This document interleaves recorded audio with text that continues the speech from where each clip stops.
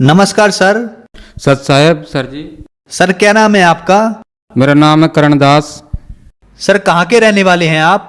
मैं गुना जिला मध्य प्रदेश का रहने वाला हूँ। सर संत रामपाल जी महाराज से नाम दीक्षा आपने कब ली?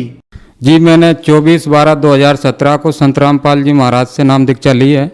सर संत रामपाल जी महाराज की शरण में आने से पहले आप क्या भक्ति साधनाएं करते थे?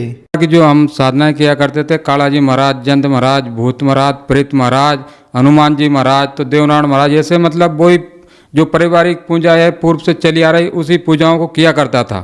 लाभ की जगह और मुंह में जो है असाध रोग हो गया था, कैंसर, जिसका मैंने पूरी दुनिया में इलाज कराया। सभी देवी देवताओं को यहाँ भी गया पर कहीं से भी रिलीफ नहीं मिला।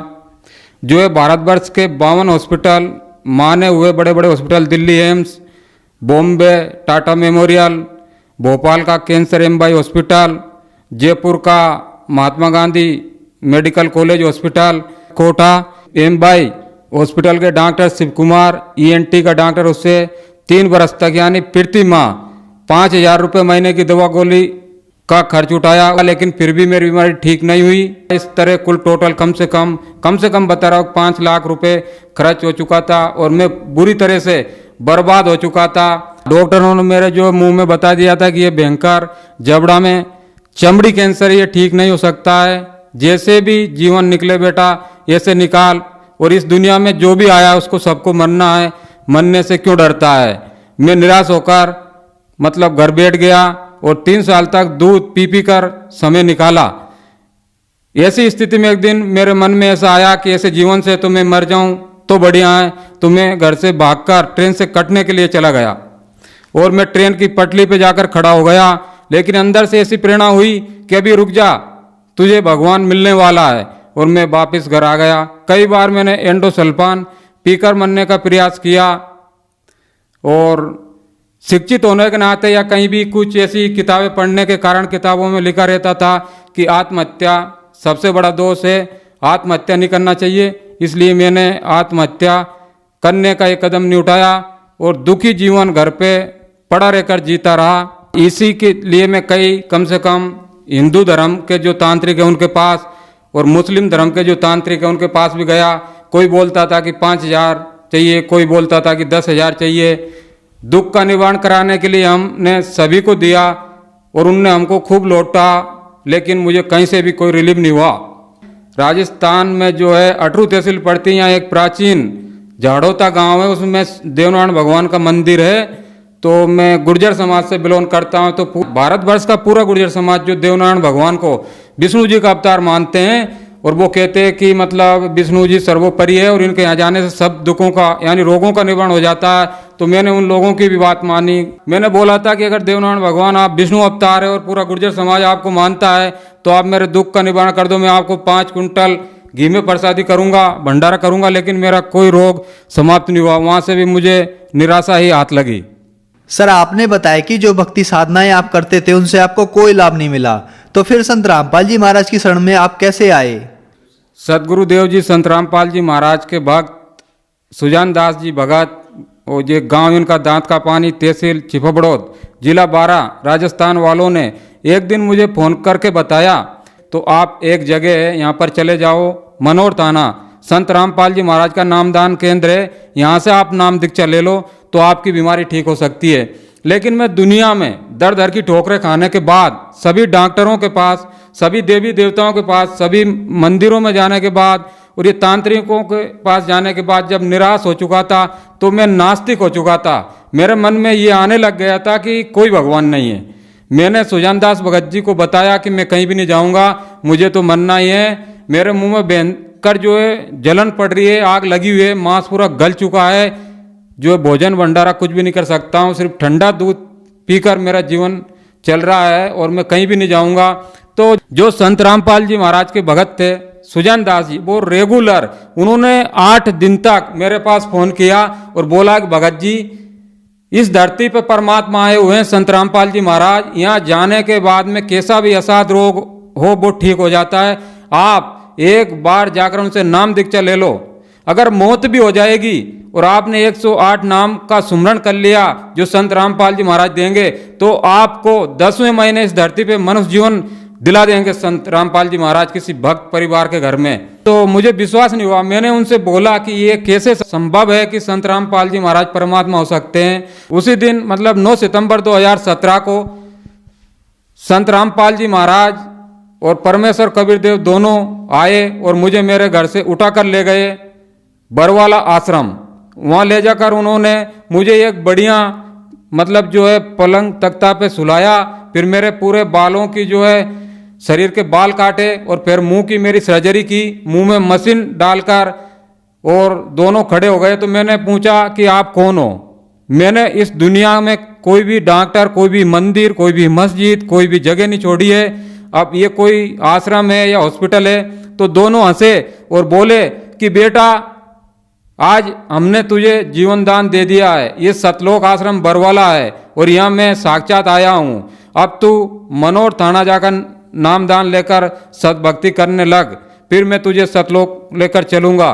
जैसे ही मैंने सदगुरुदेव मेरे पास से दूर हटे और मेरी नींद खुली तो मैंने घड़ी में देखा 12:10 हो रहे थे।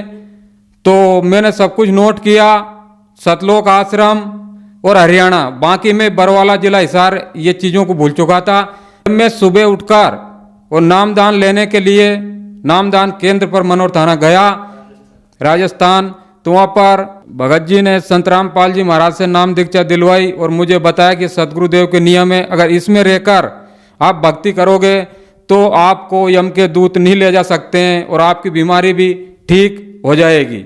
नाम दीक्षा लेकर मैं शाम को घर पे आया और जब मैंने जीने की राह किताब आश्रम से मुझे मिली थी वो पढ़ी और उसमें देखा तो पूरा पता लिखा हुआ था सतलोक आश्रम बरवाला जिला हिसार हरियाणा भारत, जो मुझे संत रामपाल जी महाराज ने रात को दिखाया था। फिर मुझे पूर्ण विश्वास हुआ।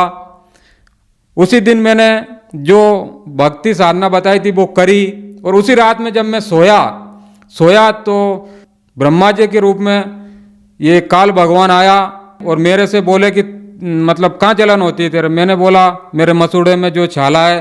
तो उन्होंने हाथ से यूँ किया और बोला कि तू वहाँ संत रामपाल के पास क्यों गया? वो तो तुझे तेरा धर्म छुड़ाना चाहता है और तुझे मैंने ठीक कर दिया। तो पहला ही दिन था तो मैंने इतना ज़्यादा ज्ञान भी सदगुरुदेव का संत रामपाल जी महाराज का नहीं समझा था और मैंने सोचा मैंने मुझे तो ये ब्रह्मा ही ठीक करने आ गया, यही सृष्टि का रचनहार है।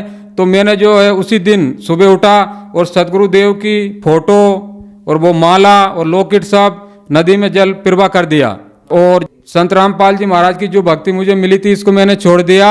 और जो जिस दिन मैंने नाम दीक्षा ली थी उसी दिन सदगुरुदेव से नामदान केंद्र पे मुझे कम से कम 10% आराम पड़ गया था। लेकिन रात में ये ब्रह्मा जी जो मेरे सामने प्रकट हुआ और मुझे भ्रमित किया और जिस तरह मैंने सदगुरुदेव ने संत रामपाल जी महाराज ने जो भक्ति मार्ग बताया था उसको छोड़ दिया तो फिर भयंकर जलन पड़ने लगी, मेरे भयंकर जलन पड़ी जो 3 महीने तक। और मैं फिर घर पे ही पड़ा रहा। फिर भगत सुजान दास जी मेरे घर पे आए और मुझे विस्तार पूर्वक समझाया। भक्त सुजान दास जी ने जब संत रामपाल जी महाराज का ज्ञान मुझे पूरा प्रमाण सहित वेदों से, गीता से और सभी श्लोक सहित बताया कि ये ज्ञान है, तो मुझे समझ में आया और फिर मैंने समझा और फिर मैंने पुनः नाम दीक्षा 24/12/2017 को लिया और इस सद्भक्ति मार्ग पे लगा। सर, हमने सुना है कि संत रामपाल जी महाराज से नाम दीक्षा लेने के बाद श्रद्धालुओं को बहुत सारे लाभ प्राप्त होते हैं, चाहे वो आर्थिक हो, शारीरिक हो, मानसिक हो या आध्यात्मिक हो। तो क्या सर संत रामपाल जी महाराज से नाम दीक्षा लेने के बाद आपको भी कोई लाभ प्राप्त हुए? हाँ जी, जैसे मैंने नाम दीक्षा ली तो मेरा रोग समाप्त होने लगा और जब मैं कैंसर से बहुत पीड़ित था तो मैं पूरे देश में सभी हॉस्पिटलों में गया, सभी देवी देवताओं पर गया और कम से कम मेरे 5 लाख रुपए खर्च हो चुके थे। मेरी आर्थिक स्थिति बहुत कमज़ोर हो चुकी थी और मैं आत्महत्या करने के लिए कई बार मैंने प्रयास किया, लेकिन शिक्षित होने की वजह से इतना ज्ञान था कि आत्महत्या सबसे बड़ा दोष है, इसलिए मैं आत्महत्या नहीं कर पाया। और जब मैंने सदगुरुदेव जी से नाम दीक्षा लिया तो मेरा कैंसर का रोग भी ठीक हुआ और मेरे ऊपर जो 5 लाख रुपए खर्च था वो भी समाप्त हुआ। और जो मैं 4-5 साल से मैं खाना नहीं खा पाता था, सिर्फ दूध भी पीता था 100 या 200 ग्राम सुबह या शाम, लेकिन सदगुरुदेव संत रामपाल जी महाराज से नाम दीक्षा लेने के बाद सदगुरुदेव जी ने ऐसे दया करी कि जिस दिन मैंने नाम दीक्षा ली उसी दिन 5 साल से यानी रोटी नहीं खाई थी, लेकिन उसी दिन मैंने 4-5 रोटी खाई और मेरा जलन का रोग समाप्त होने लगा। संत रामपाल जी महाराज से नाम दीक्षा लेने के बाद मेरा कैंसर का रोग बिल्कुल ठीक हो गया, मैं बिल्कुल स्वस्थ हो गया। और जब बिल्कुल मेरी भक्ति सही चलने लगी तो 9 फरवरी 2018 के दिन जब मेरे पास प्रथम नाम था संत रामपाल जी महाराज के द्वारा जो दिया गया था, रात की 12 बजे मैं जो है 12 बजे तक मोबाइल में चिप से सत्संग सुन रहा था। और 12 बजे जब मुझे नींद आने लगी तो मैंने सोचा अब सो लेता हूँ। सर्दी का मौसम था, जैसे मैं सोया और कंबल मैंने ऊपर पटका तो कोई आदमी मेरे पास खड़ा आकर हुआ और बोला कि चल तेरा यमराज का बुलावा आया है। जैसे मैंने कंबल ऊपर उठाया तो वो मेरे ऊपर बैठ गया और यहाँ जो हृदय कमल होता है इससे चीर के और मेरी जान को निकालने लगा। मैं बिल्कुल बेहोश हो गया, मुझे कोई पता नहीं मेरी जान को निकाला जा रहा था। जब मैंने सदगुरुदेव को याद किया, संत रामपाल जी महाराज को, तो संत रामपाल जी महाराज से मैंने बोला कि परमात्मा, लोग कहते हैं कि परमात्मा इस दुनिया में है और जो संत रामपाल जी महाराज से नाम दीक्षा ले लेता तो उनको यम के दूत नहीं ले जाते हैं। मैंने इतना ही बोला था, परमात्मा अगर आप सच्चे ही तो आज मुझे छुड़ाओ। तो परमात्मा संत रामपाल जी महाराज जो वहीं प्रकट हो गए और बोले यमदूतों से कि तुम मेरे इस बेटे के पास क्यों आए हो, मेरे बच्चे के पास क्यों आए हो, मेरे भगत के पास क्यों आए हो। तो दोनों दूत, उनके भयंकर दांत थे, बहुत बड़े बड़े बाल थे, बहुत भयंकर रूप था, देख कर पता नहीं क्या हो जाता है। तो वो बोलने लगे, संत रामपाल जी महाराज के चरणों में पड़ गए कि ये परमात्मा, हमको पता नहीं था कि ये आपका भगत है। हमसे तो यमराज ने बोला था कि उसको लेकर आना, उसके श्वास खत्म हो चुके हैं। संत रामपाल जी महाराज ने बोला कि यमराज से बोल देना मैंने इस बच्चे की उम्र को बढ़ा दिया है, अब इस बच्चे के श्वासों को मैंने बढ़ा दिया है और अब मैं इस बच्चे को सत भक्ति करा के सतलोक लेकर जाऊंगा और अगर आप परेशान किया तो मैं आप लोगों को बहुत दंडित करूंगा। तो दोनों हाथ जोड़कर बोले कि परमात्मा, हमारी क्या औकात है कि हम आपके भगत को ले जा सकते हैं। आज के बाद हम आपके इस भगत के पास कभी भी नहीं आएंगे। और इस तरह संत रामपाल जी महाराज ने मेरी जीवन रक्षा की। और एक दिन और मई के महीने में सदगुरुदेव मुझे संत रामपाल जी महाराज ऊपर लेकर गए, मेरे पास आए कि चल बेटा, मैं तुझे तेरे दादाजी से मिलाता हूँ। मेरे दादाजी की 2006 में निधन हो गया था कि चल तेरा दादाजी पितरलोक में पड़ा हुआ है। संत रामपाल जी महाराज मुझे विमान में बिठाकर और पितरलोक में लेकर गए और दरवाजा पे जाकर खड़े रह गए और बोले कि बेटा तू अंदर चला जा, उठाला वो है तेरा दादाजी। मैंने दादाजी को पहचान लिया, मैं अंदर गया तो दादाजी बड़े खुश हुए और बोले कि बेटा तू भी आ गया। मैंने बोला कि हाँ, मुझे मेरे सदगुरुदेव संत रामपाल जी महाराज यहाँ लेकर आए हैं, चलो आप उठकर बाहर चलो। जब मैं उनको उठाकर लेकर बाहर आ रहा था तो 2 दूत भाग कर आए और वो बोले कि कहाँ जा रहा, रुक, यहाँ से वो जीव जाता है जिस पे यमराज साइन कर देता है, बिना यमराज के दस्तखत से यहाँ से कोई जीव नहीं जा सकता है। तो एक दूत फिर भगा, एक इतनी बड़ी लाल डायरी लेकर आया खाता भाई जैसी और बोला कि इसका रिकॉर्ड देखते हैं। रिकॉर्ड देखा तो यमराज के उस पर साइन कंप्लीट थे। उसने बोला ले जा भाई, इसके साइन है, तेरे दादा को तू ले जा। तो और भी बहुत सारे डोकरे वहाँ पड़े हुए थे, बूढ़े जिनके एक एक हाथ दाढ़ी बधी हुई थी। उनने बोला यार बेटा हमको भी ले चल, यहाँ तो हमें भी यम के दूत यातनाएं देते हैं, दुख देते हैं, हम परेशान है, दुखी है इस लोक में। तो यमदूत बोले भाई आपको यहाँ से ये नहीं ले जा सकता है, यहाँ से तो अगर आपके परिवार में, आपके वंशज में कोई संत रामपाल जी महाराज से नाम दीक्षा ले और उनकी भक्ति करे तो ही वो ले जा सकता है। ये संत रामपाल जी महाराज का भगत है, इसलिए अब इनको यहाँ से छोड़ा जा रहा है। जैसे ही मैं दादाजी को लेकर बाहर आया तो संत रामपाल जी महाराज वहीं खड़े हुए थे।